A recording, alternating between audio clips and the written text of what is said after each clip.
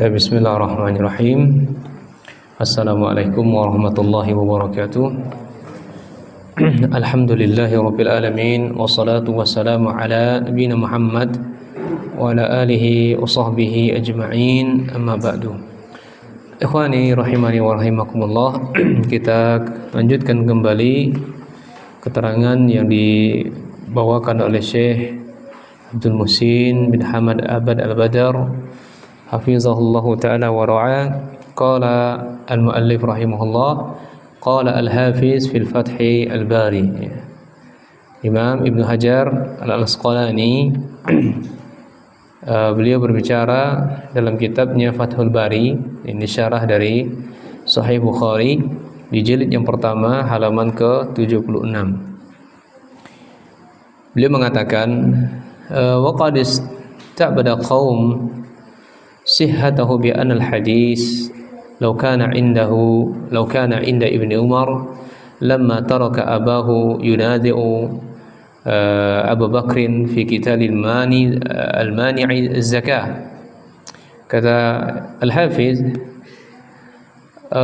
sebuah kaum akan meragukan akan kesahihan hadis yang dibawakan oleh sahabat Ibnu Umar. Saya ulangi lagi, ada sebuah kaum atau kelompok yang meragukan kesahihan hadis sahabat Ibnu Umar.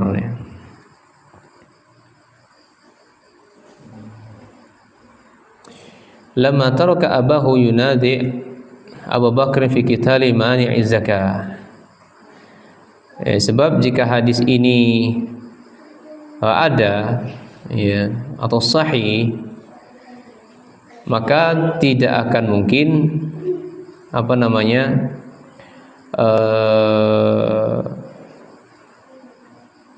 membiarkan ayahnya dengan Abu Bakar terjadinya perdebatan. Kalau hadis ini sahih dari yang dibawakan oleh Ibnu Umar. Walau kanu ya'rifunahu lama kana Abu Bakar yukirru Umar ala istidlali biqali alaihi salatu wassalam. Seandainya mereka mengetahui, maka tidak akan mungkin Abu Bakar membenarkan Umar dalam beristidlal dengan sabda Nabi sallallahu alaihi wasallam, umirtu an uqatilan nas hatta yaqulu, sampai mereka mengatakan la ilaha illallah. Wa yantaqilu an istidlal bi hadzal nasi ila qiyas, dan beralih atau beranjak dengan pendalilan dengan nas, yaitu qiyas. Paham maksudnya di sini? Maksudnya begini, kawan. Hadis yang dibawakan oleh sahabat Ibnu Umar, ada sebagian mereka meragukan ini daisnya sahih atau tidak. Kalau seandainya hadis ini sahih, maka tidak akan mungkin sahabat Ibnu Umar membiarkan bapaknya berdebat dengan Abu Bakar. Dan juga tidak akan mungkin Abu Bakar membenarkan Umar beristidlal dengan sabda tadi, sabda Nabi SAW. Abu Bakar berdalilkan dengan qiyas, Umar berdalilkan dengan sabda Nabi SAW. Maka berdasarkan ini, ikhwan, Abu Bakar dan Umar sama-sama enggak tahu, sama-sama enggak sampai hadis dari sahabat Ibnu Umar, sehingga terjadilah perdebatan. Idqala, sebab Abu Bakar mengatakan la uqatilanna man farraqa baina salati wa zakah. Saya akan benar-benar memerangi orang-orang yang memisahkan antara salat dan zakat. Ini kiasnya, karena salat dan zakat selalu digandengkan dalam beberapa ayat. Wa yuqimus shalah wa yutuz zakah ya'muruna bil ma'ruf wa yanhauna 'anil munkar wa yuqimus shalah wa yutuz zakat, dan seterusnya dari ayat-ayat salat dan zakat selalu digandengkan dengan berbarengan terus. Nah, li'annaha qarinatuha fi kitabillah. Ya, karena qarinahnya itu selalu digandengkan dengan kitabullah. Maka dijawab oleh Syekh di sini. Wal jawabu annahu la yalzamu min qanil hadis mazkur inda Ibnu Umar ay yakuna istahdarahu fi tilka halah.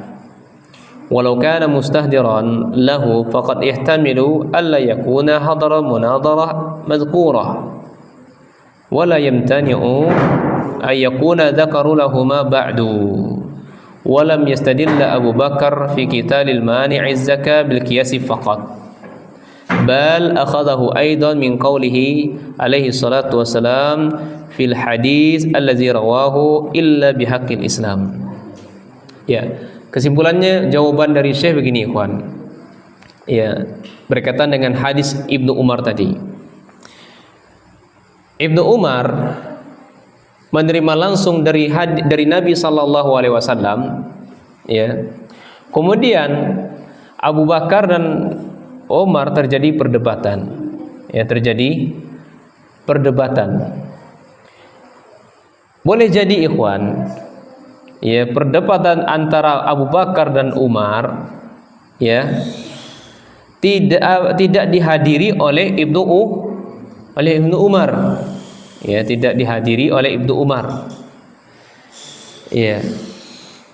Atau tidak diketahui oleh Ibnu Umar tentang perdebatan mereka, sehingga tidak dicegah perdebatan seperti ini. Karena memang tidak adanya Ibnu Umar di situ. Sekiranya kalau ada, pasti akan dicegah. Tenang bahasa kami. Saya pernah mendengar Rasulullah bersabda begini. Ya, kelar masalahnya kan gitu. Nah, itu dari kesimpulannya. Tapi mari kita baca. Annahu la yalzam min qawli hadis mazkur, bahwa saya tidak harus, ya, tidak mengharuskan, tidak mewajibkan dari hadis yang disebutkan oleh Ibnu Umar ayyakuna isdara fi tilkal halah, tidak mengharuskan, tidak mewajibkan Ibnu Umar hadir langsung di perdebatan Abu Bakar dan Umar. Walau kana mustahdiran, sekiranya Ibnu Umar hadir waktu itu mengingatkan perdebatan mereka, faqad yahtamil alla yakuna hadara munadharah mazkurah, ya, maka sangat yahtamil, memungkinkan tidak ada saat kejadian, atau bisa jadi pada saat kejadian Ibnu Umar tidak ada di tempat lokasi, ya. Wala yamtani, dan tidak menutup kemungkinan pula ayyakuna zakarallahuma ba'da, dan tidak menutup kemungkinan pula setelah berdebat baru diingatkan oleh Ibnu Umar, setelah terjadi perdebatan yang sengit baru diingatkan oleh Ibnu Umar. Walam yastadilla Abu Bakar fi qitali mani'iz zakah bil qiyas faqad, dan sahabat Abu Bakar tidak hanya beristidlalkan, tidak hanya berdalilkan memerangi orang-orang yang tidak mau membayar zakat dengan kias saja, tidak. Bahkan akhadahu aidan min qauli alaihi salatu wasalam, bahkan beliau juga mengambil sumber yang lain dari hadis Rasul sallallahu alaihi wasallam yang bunyi lafaznya adalah illa bihaqqil Islam, kecuali haknya Islam. Haknya Islam apa tadi? Adalah orang-orang yang mau haknya Islam adalah zakat, adalah harta adalah haknya zakat.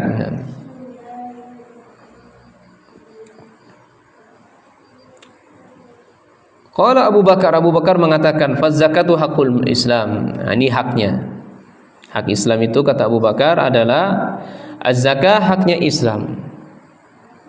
Walam yanfarid Ibnu Umar bil hadis mazkura, dan Ibnu Umar tidak sendirian, tidak menyendiri dalam meriwayatkan hadis ini. Bal rawahu Abu Hurairah aidan bi ziyadatis shalah wa zakati fih, Bahkan sahabat Abu Hurairah juga meriwayatkannya dengan ada tambahan salat dan zakat di dalam hadis tersebut. Kama sayati kalamu alaihi insyaallah fi kitab zakah. Akan datang penjelasannya di pembicaraan hadis ini daripada kitab Az-Zakah insyaallah. Wa fi qissah, berdasarkan kisah ini kata beliau, dalilun ala anna sunnah qad taqfa ala ba'di akabir sahabah. Dalam kisah perdebatan antara Abu Bakar dan Umar dan Ibnu Umar, ya, Ibnu Umar enggak ikut-ikutan, tapi di situ kita ambil pelajaran kata Syekh, ini menunjukkan bahwasanya as-sunnah atau hadis terkadang tersembunyikan oleh sebagian sahabat senior. Ya, senior siapa tadi? Abu Bakar dan Umar. Ya, juniornya siapa? Ibnu Umar. Dan terkadang begitu ya ikhwan, ada perkara-perkara yang senior sahabat nggak tahu, tapi juniornya tahu.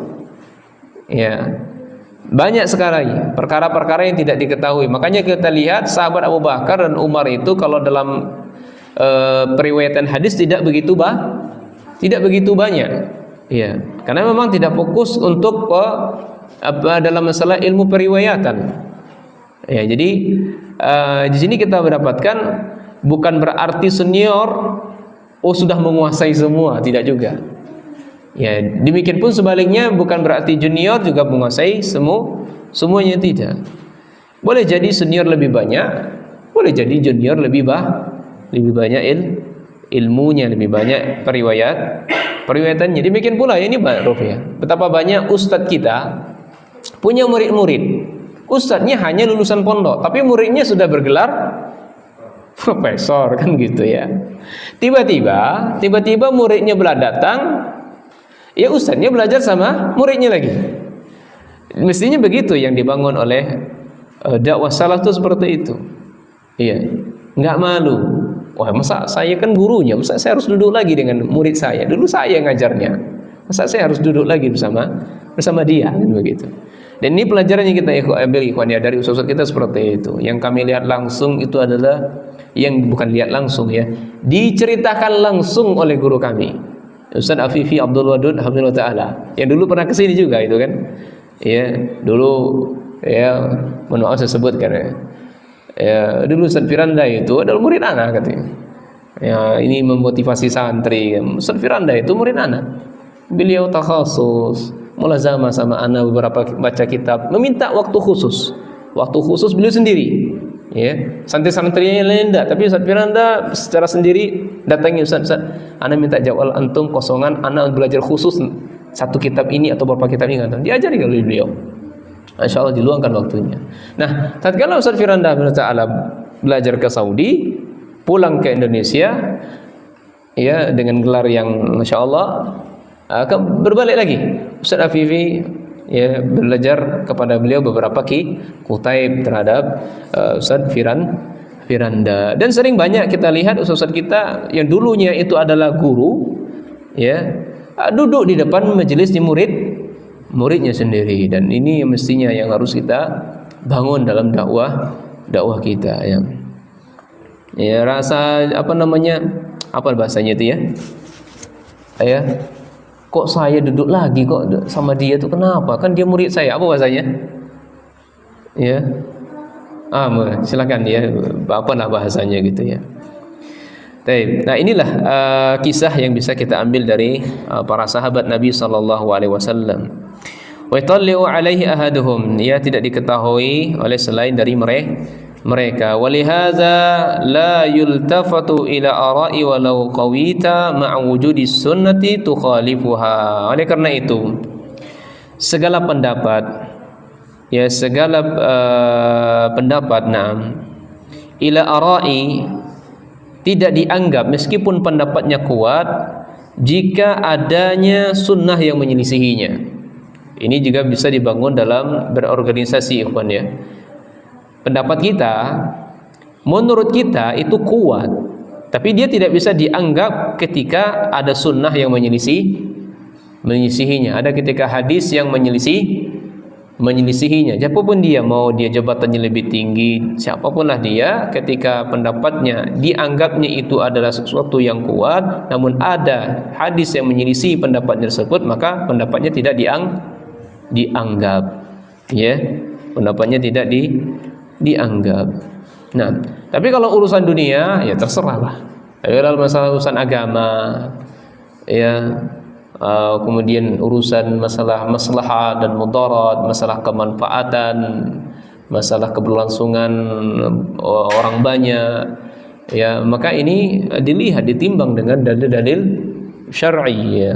Lembaga yayasan ini maka bukan harus ditimbang dengan dalil-dalil syar'i. Sekolah pun juga ditimbang dengan dalil-dalil syar'i, ditimbang maslahat dan mudarat, kemanfaatan atau tidak, ini ditimbang mana maslahatnya yang lebih utama, mana yang lebih besar, mana mudaratnya yang lebih ringan. Nah, begitu. Ketika pendapat kita itu tidak dianggap oleh orang lain, bukan berarti ya kita tidak diprioritaskan, tidak. Nah, wala yuqal, dan juga kita tidak dikatakan kaifa khafiyya 'ala fulan. Bagaimana sih? Ya, kok bisa fulan itu tidak tahu, meskipun gelarnya profesor, meskipun gelarnya dabanya S1, S2 seterusnya, kok bisa ya? Aneh ya, padahal gelarnya profesor, masa ya masalah remeh temeh ini nggak ngerti dia. Nah, nggak gitu juga kita ngomongnya, ya. Sebagaimana yang terjadi antara Abu Bakar dan Umar, dia kan sudah sehari-hari kan bersama Rasul. Iya, di mana ada Rasul pasti ada Abu Bakar dan Umar. Masa masalah ini dia nggak ngerti? Anda boleh juga kita bicara seperti itu. Nah, ini kan yang terjadi nih. Ya, dia tuh udah kan 10 tahun dia ngaji di sini. 20 tahun ngaji kitab, padahal bukan ngaji di ngaji kitab dia itu. Bukan ngaji tablik akbar, bukan. Ngaji kitabnya sudah 20 tahun. Masa masalah ini remeh, ini nggak ngerti dia? Nah, nggak boleh juga kita ngomong seperti itu. Baik. Kemudian faedah yang perkataan beliau lainnya, wa istasna min ummi maqalatin nas hatta itiyani bima dzukira fil hadis. Yang dikecualikan dari keumuman memerangi manusia sampai mereka benar-benar mau menunaikan zakat sebagaimana yang disebutkan dalam hadis ini. Ini adalah ahlul kitab. Ya, adalah ahlul kitab, yakni Yahudi dan Nasara. Idza dafa'ul jizyah li dalalatil Quran. Mereka itu membayar jizyah. Ini bahasa kitanya pajak. Bahasa kitanya upeti. Ya, harta yang diambil dari orang kafir. Nah, ini berdasarkan Al-Qur'an dan sunnah. Iya. Ini bisa kita lihat dalam Quran surat Taubah, ya, ayat 29 disebutkan oleh Allah seperti itu. Qatilul ladzina la yu'minuna billah. Perangilah mereka orang-orang yang tidak beriman kepada Allah wala bil yaumil akhir. Ya, dan juga dia tidak beriman kepada hari akhir. Wala yuharrimuna ma haramallahu wa rasuluhu. Demikian pula perangilah mereka orang-orang yang tidak mengharamkan apa yang telah Allah haramkan dan Rasul haramkan. Wala yadinu dinal haqqi. Mereka tidak memiliki agama yang benar, yaitu mereka adalah orang-orang yang utul kitab, yang diberikan kitab oleh Allah kepadanya. Ini ahlul kitab maksudnya, hatta yu'tul jizyah, sampai mereka membayar jizyah. Ya, membayar jizyah an yadin, yang pantas, wahum saghirun, dalam keadaan saghir, ya, dalam keadaan yang menerima, patuh begitu dan tunduk. Jadi orang ahlul kitab tetap dipungut biaya jizyah, pajak dari mereka. Ini berdasarkan Al-Qur'an dan sunnah Nabi sallallahu alaihi wasallam. Wa ghairuhum, dan selain dari mereka, idza dafa'a li dilalati sunnah ala zalik, ya, jika mereka membayarkan, ya, li dalalati sunnah, dikarenakan, ya, dalil sunnah, demikian pula. Kama fi hadis Buraidah, sebagaimana dalam hadis Buraidah bin Husayb yang hadisnya itu tergolong panjang dalam Sahih Muslim, yang potongan hadisnya yang diawali atau yang bagian depannya sebutkan, kana Rasulullah sallallahu alaihi wasallam iza amara amiran adalah Rasul sallallahu alaihi wasallam ketika memerintahkan seorang amir, seorang panglima, pemimpin ala jaisin kepada kepada jais, peperangan yang besar, atau seriyah, atau peperangan yang kecil. Awsahu fi khassatihi bitaqwallah, maka Nabi sallallahu alaihi wasallam akan memberikan wasiat secara khusus kepadanya, wasiat takwa. Wa man ma'ahu minal muslimin, dan orang-orang yang bersama dan orang-orang yang bersamanya dari kaum muslimin dengan memberikan wasiat takwa. Baik. Kemudian lebih dilanjutkan di sini. Wa yakfi lidukhuli fil Islam syahadatan. Ini kata Syekh. Sebenarnya cukup seseorang itu mau masuk Islam cukup dengan dua kalimat syahadat, ya. Wa huwa awwalu wajib al-mukallaf. Keduanya itu perkara yang paling wajib atas mukallaf, orang yang sudah dibebankan syariat, itu mukallaf. Wala iltifat li aqwali mutakallimin fi itiman ala umuril ukhra. Jangan kita pedulikan, ya, perkataan-perkataan orang-orang mutakallimin. Mutakallimin itu adalah ahlu kalam, atau perkataan-perkataan filsafat, ya, dalam menyandarkan perkara-perkara yang lainnya. Jangan pedulikan mereka. Ya, nanti kalau mempedulikan perkataan-perkataan ini bisa jadi ateis nantinya. Orang-orang yang belajar filsafat itu kan mereka tidak makan, yang paling puncaknya mereka tidak mempercayai adanya Allah, ya. Jadi kalau kamu mau masuk Islam, tidak cukup kalimat syahadatain katanya. Kamu harus, ya, pelajari dulu ilmu kalam, mempelajari dulu ilmu filsafat sampai benar-benar engkau mengenal Tuhanmu. Puncaknya benar-benar tidak kenal, sampai puncaknya benar-benar dia mengatakan Allah tidak ada. Ya, seperti mengatakan kanazari, kita lihat dulu, kita teliti dulu, awil qasdi ila nazar, atau tujuan dari penglihatan atau penelitian, ya, diteliti dulu dengan seksama, ya. Kamu ini sudah pantas atau layak atau belum jadi Islam. Jadi tidak cukup mengucapkan dua kalimat syahadat, kamu sudah Islam. Tidak, kami teliti dulu, ya, kami pantau dulu apa sih tujuannya. Ini enggak benar, ya. Jangan pedulikan mereka. Qala Ibnu Daqiq Al-Aid fi syarhi hadzal hadis, Imam Ibnu Daqiq yang wafat tahun 702 Hijriah, dalam hadis ini beliau memberikan keterangan, kata beliau, wa fihi dilalatun li mazhabil muhaqqiqin wal jamaahir fi minas salaf wal khalaf. Sebenarnya hadis yang kita bacakan tadi, ikhwan, kata beliau, adalah sebagai dalil bagi mazhab-mazhab yang muhaqqiq dan mazhab jumhur dari ulama salaf dan khalaf, ulama belakangan, bahwasanya anal insana iza i'taqada dinal Islam i'tiqadan jaziman la taraddud fihi kafahu dzalik. Ini sebenarnya, ya, seseorang itu kalau dia sudah berkeyakinan agama Islam, sebuah keyakinan yang kokoh, yang mantap, yang kuat pada dirinya, maka dia tidak ragu akan keislaman itu, maka ini sudah cukup.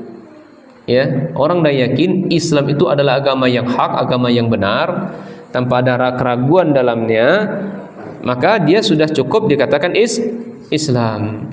Enggak perlu wala yajibu alaihi ta'allumu adillah mukallimin wa ma'rifatullah biha. Enggak wajib bagi kita, ya, mempelajari dalil-dalil orang-orang filsafat dan mengetahui Allah Subhanahu wa taala dengan dalil-dalil mereka. Enggak perlu, ya, enggak wajib. Baik, jadi faedahnya apa dari keterangan saya di sini? Cukup bagi kita seorang itu dikatakan Islam, dia meyakini agama Islam agama yang hak dan dia tidak ragu.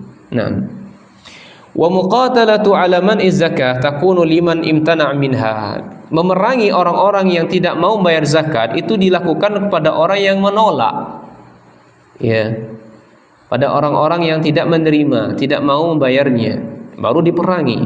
Wa qatala 'alaiha, mereka melakukan perlawanan. Tapi kalau tidak melawan, ya tidak usah diperangi. Amma idza lam yuqatil, ya, adapun jika dia tidak melawan, fa innahu tu'khadhu minhu qahran. Kalau tidak melawan dia, maka diambil zakatnya dipaksa. Ya, kalau mau melawan baru diperangi. Kalau tidak melawan, dia tidak juga mau membayar zakatnya, ambil secara paksa. Saya ulangi lagi. Orang yang enggak mau bayar zakat, kalau dia melawan, diperangi. Kalau dia enggak melawan, ambil paksa. Baik. Kemudian wa hisabuhum Allah Subhanahu wa taala ay anna man azhara al-Islam.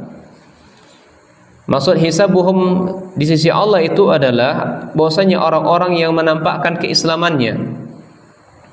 Wa ata bi syahadatain, kemudian dia mendatangkan dua kalimat syahadat, artinya dia mengucapkan dua kalimat syahadat, fa innahu yu'sam maluhu wa damuhu.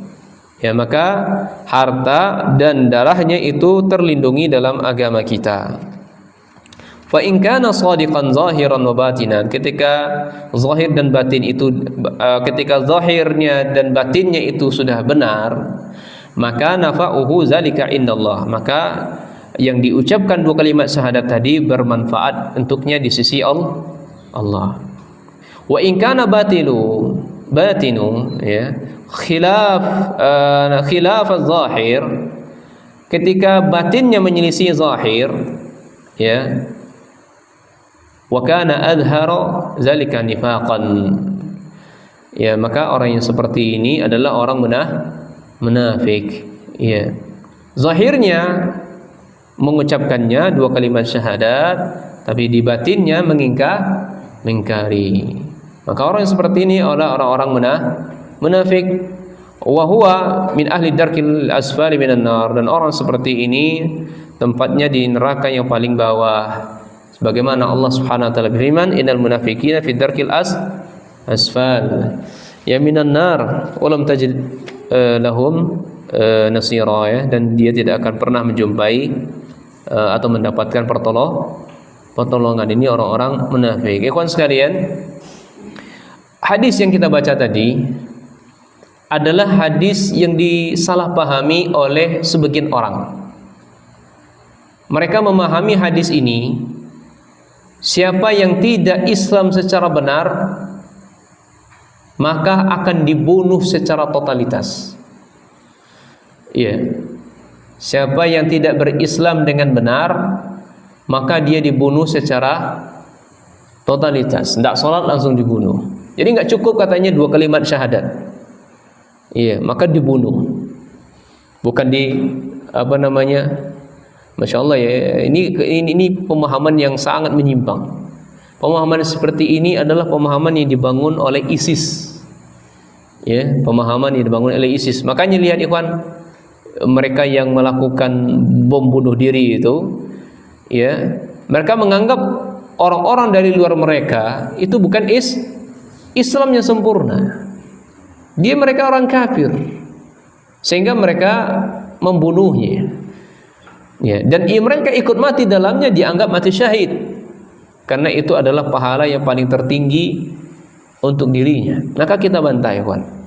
Ya, pemahaman-pemahaman seperti ini, jangankan kita membunuh orang muslim, ya, atau membunuh orang yang mengucapkan dua kalimat syahadat meskipun mereka tidak sholat, meskipun dia tidak membayar zakat, selama dia mengucapkan kalimat syahadat, maka hak muslim untuk mereka tetap berlaku. Lihat bagaimana, iya, orang kafir saja tidak boleh dibunuh, ikhwan. Tidak boleh dibunuh oleh Rasul sallallahu alaihi wasallam. Iya. Bahkan kafir harbi pun, tapi itu kan ada 4, ya, zimmi, muahad, musta'man, dan kafir harbi. 3 ini nggak boleh dibunuh. Dan harbi pun hukum asalnya juga tidak boleh dibunuh. Dibunuh kapan? Kalau mereka kafir harbi ini mau benar-benar menyerang kita. Kalau kita baca sejarah, ikhwan, sejarah para sahabat atau sejarah Nabi SAW, peperangan-peperangan yang ada itu ada sebab kenapa Nabi memerangi mereka. Sebab yang paling utama adalah karena mereka memerangi. Perang Badar contohnya, perang pertama. Kenapa terjadi? Karena Mereka mengusir Nabi Shallallahu Alaihi Wasallam bahkan karena mereka ingin membunuh Nabi Shallallahu Alaihi Wasallam dan para sahabatnya. Terjadi peperangan. Iya, perang Uhud. Apa sebabnya?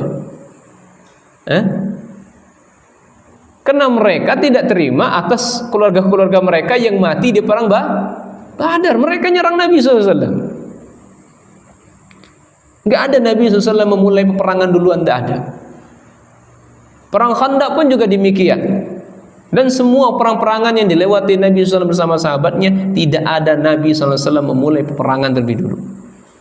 Iya, selalu diawali oleh orang-orang kafir harbi. Iya, makanya dalam hadis disebutkan Nabi SAW, "Man qatala mu'ahadan lam yarih raihatal jannah." Maka Nabi SAW, siapa yang sengaja membunuh kafir mu'ahad, yang melakukan perjanjian damai bersama kami, ya, maka dia tidak akan pernah mencium baunya surga. Nah, mari kita lihat, ada beberapa dalil kami bawakan terhadap bantahan orang-orang seperti ini. Bantahannya adalah orang-orang yang tidak mau masuk Islam semuanya harus dibunuh. Bantahannya adalah, pertama, Islam tidak mengajarkan demikian. Islam tidak mengajarkan demikian. Yang pertama, dalil yang pertama adalah dalam agama kita tidak ada paksaan dalam agama. Untuk orang Yahudi, untuk orang Ahlul Kitab, Yahudi dan Nasara dan yang lainnya, tidak ada pemaksaan dalam agama kita. Disebutkan oleh Allah, la ikrah fid din. Ya, tidak ada paksaan dalam agama. Ini disebutkan oleh wa akhraj Sa'id bin Mansur 'anil Hasan fi qouli ta'ala la yukrahu al-kitab al-Islam. Ya, tidak ada paksaan bagi Ahlul Kitab memeluk Islam. Ya, yang kedua, dalil yang kedua, kita tidak mengapa ikhwan berbuat baik dan berlaku adil kepada orang-orang kafir. Tidak mengapa, diperbolehkan bermuamalah dan berlaku adil kepada orang-orang kafir. Lihatlah Nabi SAW menerima hadiah atau tidak dari orang kafir? Iya. Bermuamalah, bergaul tidak Nabi SAW? Bahkan Nabi SAW menggadaikan baju perangan beliau kepada orang Yahudi. Nah, selama mereka berlaku adil, selama mereka tidak melakukan kezaliman kepada kita. Kata disebutkan oleh Allah SWT, la yanhaakumullahu 'anil ladzina lam yuqatilukum fid din wa la yukhrijukum min diyarikum an tabarruhum wa tuqsitu ilaihim innallaha yuhibbul muqsitin. Sebutkan oleh Allah, Allah tidak melarang kalian untuk berbuat baik kepada mereka, untuk berlaku baik kepada mereka selama mereka tidak memerangi kalian dalam urusan agama kalian, selama mereka tidak mengusir kalian dari kampung halaman kalian. Nah, ini izin dari Allah, kita dibolehkan untuk berbuat baik, bermuamalah kepada mereka, berlaku adil selama mereka tidak mengusir kita, tidak melakukan kezaliman terhadap kita. Baik. Ini bisa Bapak lihat di Quran surah Al-Mumtahanah ayat 8. Kemudian ayat ketiga, ya, atau dalil yang ketiga. Ayat-ayat datang tentang memerangi orang kafir adalah khusus berkaitan dengan orang-orang kafir memerangi muslim. Ya, kita baca ayat-ayat yang memerangi kafir, rata-rata itu orang-orang kafir memerangi kita duluan. Ya. Sebutkan contohnya, bisa dibaca dalam Quran surat Al-Baqarah 190. Rata-rata Nabi memerangi mereka, orang kafir, karena orang kafir memerangi duluan. Iya, disebutkan oleh Allah, wa qatilu fi sabilillahi alladhi yuqatilunakum wa la ta'tadu innallaha yuhibbul mu'tadin. Kata Allah Subhanahu wa taala, perangilah mereka di jalan Allah Subhanahu wa taala, orang-orang yang memerangi kamu, tapi jangan sampai melampaui batas. Kalimatnya, perangilah orang-orang yang memerangi kamu duluan. Kalau mereka enggak perangi, jangan diperangi. Jelas ayatnya kan, tidak perlu untuk dicari-cari makna lain. Sharih ayatnya. Tapi catatan itu jangan berlebihan. Kalau sudah kalah ya sudah, nggak usah. Dia sudah kalah ditangkap langsung juga dipenggal lehernya aja juga. Lihatlah sejarah-sejarah yang ada. Ketika Nabi SAW berperang sama mereka, kemudian orang-orang yang tertinggal, yang tertangkap, dibunuh di Nabi atau tidak? Ada nggak sejarahnya Nabi tawan-tawanan itu dibunuh semuanya oleh Nabi? Ada? Nggak ada ya kawan. Nggak ada. Ada kafir harbi. Kalau nggak salah, kafir harbi seorang raja Yamamah. Namanya kalau nggak salah itu Sumamah bin Usal. Ya, Sumamah bin Usal. Dia ini seorang raja Yamamah yang biasa kalau di orang Quraisy untuk menutupi yang sebagai penyalur distribusi apa distributor penyuplai makanan itu apa namanya? Distributor ya. Itu beliau raja Yamamah tadi. Nah, suatu ketika Nabi SAW berperang dengan beliau ini, beliau kalah dan tertangkap. Akhirnya sahabat Nabi SAW membawanya ke Masjid Nabawi. Dan di Masjid Nabawi itu diikat oleh beliau. Kemudian Nabi SAW bertanya kepada sahabatnya, kamu tahu nggak yang kamu ikat itu siapa? Nggak tahu ya Rasul. Nggak tahu. Yang diikat itu raja, nggak tahu, raja Yamamah ini. Nabi SAW tahu kalau itu adalah raja Yamamah. Kata Nabi SAW, perlakukan dia dengan baik. Coba orang kafir harbi itu, Pak. Santunnya Rasul SAW. Padahal sahabat Nabi banyak yang dibunuh oleh dia, sangat banyak. Tapi nggak dibunuh oleh Nabi SAW, dan diikat, tinggal penggal aja lehernya. Iya. Justru diperlakukan oleh Nabi apa? Perlakukan dia dengan baik, nggak boleh disakiti. Saking bukan hanya sebatas itu, Nabi SAW pulang ke rumahnya, ngumpuli keluarganya. Apa yang kita punya? Alhamdulillah kita punya onta atau kambing atau domba, tolong peras susunya. Coba bayangkan tuh, disuruh keluarga Nabi SAW peras susunya setiap pagi dan sore, antar ke Masjid Nabawi, kasih dia makan, kasih dia minum. Ya bayangkan ya, dia kasih Nabi SAW minum selama 3 hari, layaknya seorang tamu, dimuliakan. Ada orang kafir itu dikasih makan kenyang-kenyang dulu. Hari pertama datangi, bagaimana ya, bagaimana keadaanmu sekarang? Ya baik saja ya. Kalau kamu mau, Muhammad, manggilnya Muhammad, Muhammad, kalau kamu mau membunuh saya, ya wajar sih ya, karena saya sudah banyak membunuh sahabat-sahabatmu. Akan tetapi kalau kamu mau memaafkan saya adalah orang yang paling pandai berterima kasih. Ini kan, ini 2. Ketiga, kalau kamu Muhammad mau harta, saya akan berikan harta yang banyak. Saya akan suruh kaum-kaumku untuk mengirim harta sebanyak-banyaknya untukmu. Udah, akhirnya Nabi SAW ya ninggalkannya. Maksud Nabi mendatangi dia tadi, nawarkan Islam gitu loh. Masuklah Islam dengan caranya lembut begitu kan. Dah, Nabi SAW pergi, balik lagi ke rumah. Setiap hari setiap sholat dikunjungi Nabi SAW. Hari kedua, hari ketiga dengan pertanyaan yang sama. Ya, dengan pertanyaan yang sama tadi, bagaimana kabarnya? Ya, kabarnya baik. Ya, sebagaimana kamu lihat baik. Dan dialognya sama, Muhammad, kalau kamu mau harta, kalau kamu mau membunuh saya, silakan. Ini haknya kamu membunuh saya, sudah sepantas dan sewajarnya, karena saya sudah banyak membunuh sahabatmu. Sudah di hari ketiga, panggillah sahabatku itu ya, Sumamah bin Usal, bebaskan. Coba ya, dibebaskan ikhwan. Tidak mau masuk Islam, udah dibujuk, udah kenyang dia, dibebaskan begitu saja. Dibebaskan dia.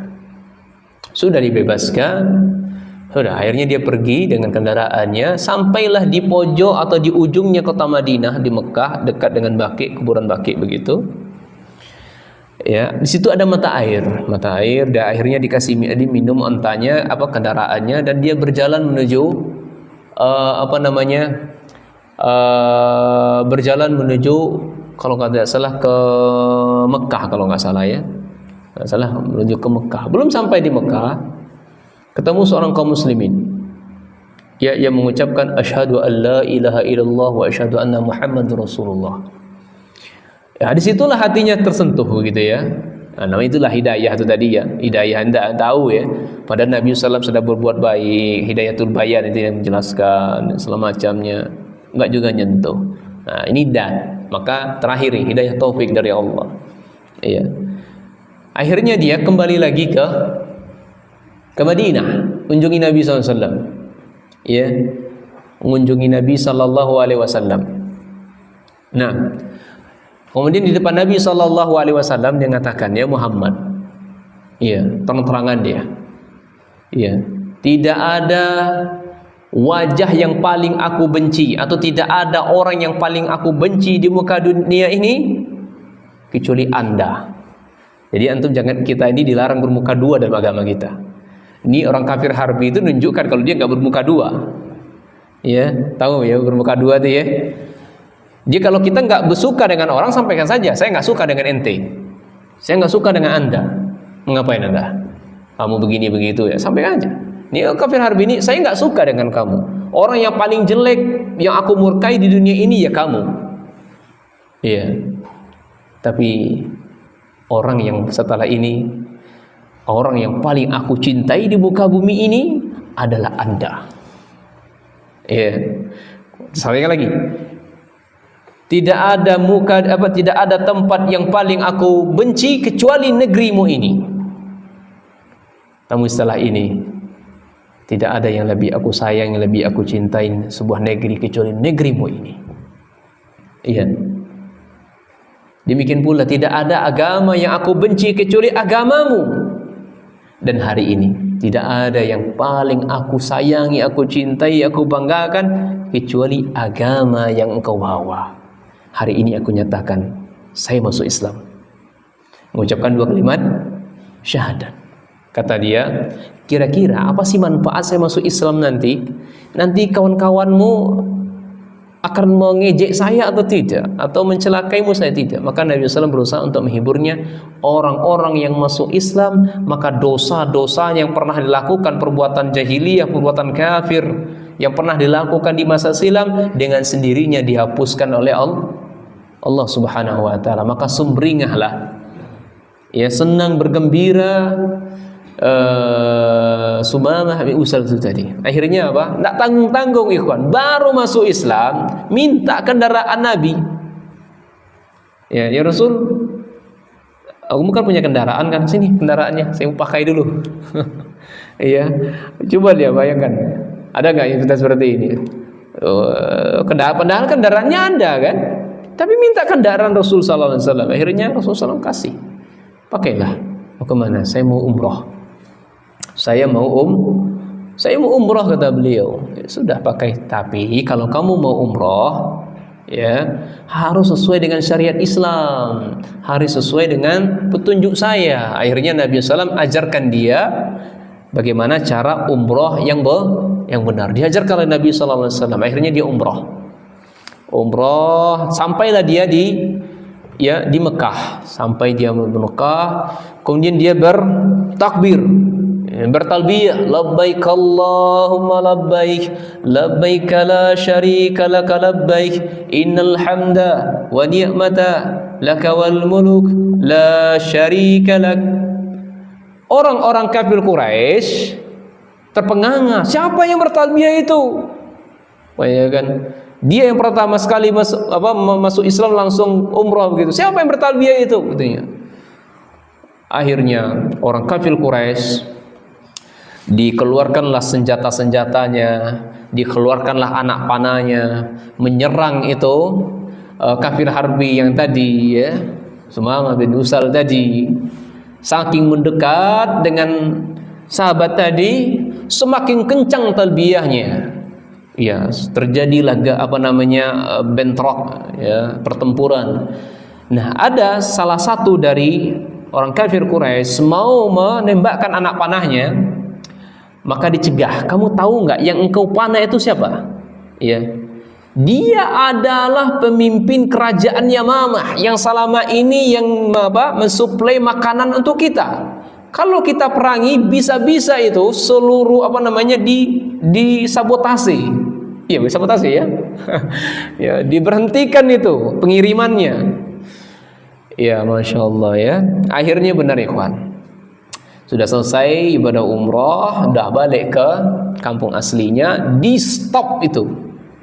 Padahal nggak jadi nembaknya kan, nggak jadi itu kan, diperlakukan kayak begitu oleh kafir Quraisy. Di stop, akhirnya terjadilah kelaparan kafir Quraisy. Ya, mana solusi ini? Gara-gara kamu sih katanya. Kamu nggak, makanya tanya dulu siapa yang kamu hadapi itu katanya. Akhirnya apa? Negosiasilah dengan Nabi sallallahu alaihi wasallam, kirim surat. Kafir Quraisy, tolong, bahasa kitanya tolong ya Muhammad, kirim balas ke Sumamah bin Usal agar memberhentikan sabotasenya. Kemudian beliau memberhentikan sabotasenya dan kembali seperti sedia kala. Nah, inilah pelajarannya apa ya kawan? Ya, kafir harbi saja tidak diperangi oleh Rasulullah SAW, justru diperlakukan dengan sebaik-baiknya, layaknya seorang tamu yang muslim. Nah, ini bantahan sebenarnya mereka. Maka bagaimana kita katakan kok gampang sekali menghalalkan darah sesama seorang muslim. Baik, kemudian dalil yang berikutnya, Quran surah Al-Hajj ayat 39. Azina lil ladzina yuqatilu bi annahum zalimu wa innallaha ala nasrihim laqadir. Ya, Allah Subhanahu wa taala memberikan izin berperang bagi orang-orang yang diperangi. Ya. Karena sesungguhnya mereka itu adalah nasrihim laqadir, sedang teraniaya. Nah, kemudian dalam ayat lain dalam Quran surat Taubah ayat 36 disebutkan oleh Allah, wa qatilul musyrikina kaffatan kama yuqatilunakum kaffah wa'lamu annallaha ma'al muttaqin. Perangilah orang-orang musyrikin itu secara sempurna sebagaimana mereka memerangi kalian secara sempurna. Maka berdasarkan ayat ini lihat, selalu diawali orang kafir musyrikin memerangi orang muslim. Tidak ada ceritanya orang muslim memerangi orang kafir. Dan ketahuilah oleh kalian semuanya bahwasanya Allah bersama orang-orang yang bertakwa. Tapi ya mungkin ikhwan di sini saja pelajaran kita. Intinya ya, kita tidak boleh serampangan bermudah-mudahan memerangi atau menumpahkan darah orang muslim. Ya, bahkan orang kafir pun tidak boleh. Yang boleh adalah orang kafir harbi, catatannya itu kalau mereka memerangi kita. Kalau tidak mereka memerangi kita, tidak mereka mengusir kita dari kampung halaman kita, tidak melakukan kezaliman dengan diri kita, maka tidak boleh kita memeranginya. Dan ingat, memerangi bukan berarti membunuh. Wallahu taala a'lam bisawab. Adapun faedahnya kita sebutkan secara singkat saja. Pertama, perintah untuk memerangi itu agar terciptanya dua kalimat syahadat, salat dan zakat. Ya, dalam hadis yang kita baca, perintah untuk memerangi orang-orang yang tidak mau membayar zakat itu demi terciptanya dua kalimat syahadat, salat dan zakat. Dan yang kedua, itlaqul fi'il ala qaul, pemutlakan perbuatan terhadap perkataan. Nah, fa iza fa'alu dzalika, apabila mereka sudah melakukan demikian, mimma dzukiru qablahu, dari apa-apa yang disebutkan sebelumnya, ini dua kalimat syahadat, wa huma qaulun. Jadi kalau dia sudah mengucapkan dua kalimat syahadat, maka sudah cukup, ya, sudah terlindungi darah dan hartanya. Kemudian yang ketiga, penetapan hari hisab, adanya hari hisab pada hari hisab terhadap amal-amalan pada hari kiamat. Semua kita akan dihisab oleh Allah pada hari kiamat nanti atas perbuatan yang kita lakukan. Yang keempat, orang-orang yang tidak mau membayar zakat, ya, maka diperangi sampai mereka mau membayarnya. ya, maka diperangi sampai mereka mau membayarnya. Yang kelima, orang-orang yang memunculkan Islam maka diterima darinya. Wa ukila amru batini ila Allah, dan masalah perkara batin itu diserahkan kepada Allah. Ya, al hukmu ala zahirihi, ini kaidah para ulama. Hukum itu sesuai dengan zahirnya. Adapun masalah hati itu urusan Allah. Nah, enggak perlu kita untuk menghukumi hati orang. Oh, kamu ini ria, oh kamu ini sum'ah, kamu ini suka popularitas, oh kamu ini begini, kamu enggak. Kita menghukumi seseorang ala zahir. Adapun batinnya, ya, itu adalah haknya Allah Subhanahu wa taala. Kemudian yang keenam, taladzumu baina syahadatain, ya, wa annahu la budda minhu wa ma'a. Ini taladzum, sebuah kelaziman dua kalimat syahadat. Artinya dia tidak bisa berdiri sendiri, ya, tidak bisa la ilaha illallah tapi tidak mau mengucapkan syahadat Muhammad Rasulullah SAW. Jadi kalimat syahadatan ini itu harus kedua-duanya harus secara bersamaan, tidak boleh dipisah-pisah. Kemudian yang terakhir, penjelasan tentang agungnya kedudukan salat dan zakat. Salat itu haknya badan dan zakat itu haknya harta. Salat haknya badan, zakat adalah haknya harta. Wallahu muwafiq ila huna. Subhanakallahumma bihamdika asyhadu an la ilaha illa anta astaghfiruka wa atubu ilaik. Assalamualaikum warahmatullahi wabarakatuh.